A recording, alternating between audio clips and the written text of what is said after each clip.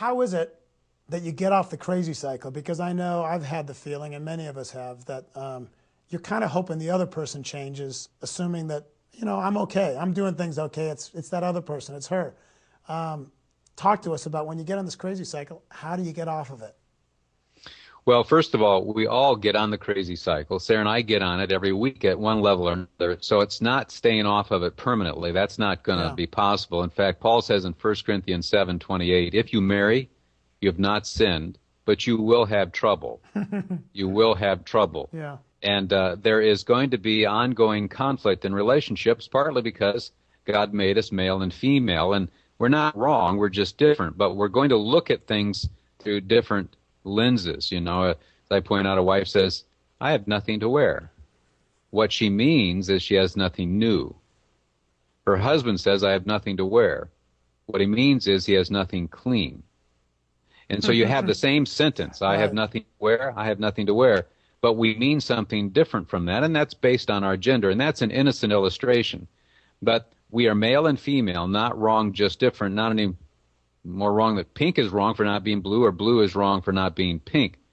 But the key is coming to that point then of trusting the spirit of your spouse on that crazy cycle, because we're going to get on it. The question is, how do we get off of it, as you're asking? And the first thing we have to do is ask this question. Is my wife trying to be disrespectful? Or is she really saying, I have a need that only you can meet? Is her negative reaction, get this, really a compliment?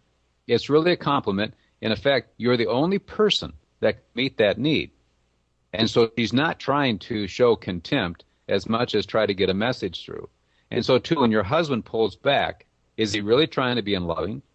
Or is he really saying, I have a need that only you can meet, and I don't know what to do when you tell me you love me but don't respect me. I don't know what else to do other than to pull back. It's too painful to me, but I'm not trying to be unloving. The question is, will she trust the heart of her husband and realize that he is not trying to be unloving on that crazy cycle, but that she may have said or done something prior to that that felt disrespectful to him and makes perfect sense why he would pull back. And so, too, why does your wife come at you in the way she does? Is it because she's taking this as an opportunity to emasculate you? Or is she saying, I want to connect to you, and I'm threatened right now, and I'm feeling a bit insecure, and so I'm expecting you to respond to me and reassure me? And that's the first thing then, Jeff, is learning how to decode that. And it's not easy. It's never easy, because at that moment, the husband's feeling disrespected. He's not thinking his wife's feeling unloved. And the wife is feeling unloved. She's not thinking that her husband is feeling disrespected. But mature people come to that point where they say, you know what, this rings true, and I've got to really kind of face that, and I'm at a crossroads. Either I can take up offense, or I can see my spouse as perhaps reacting defensively and reframe this and decode that. Never easy, but once we do that, it really does work. It really does stop that spinning. That's the beginning anyway.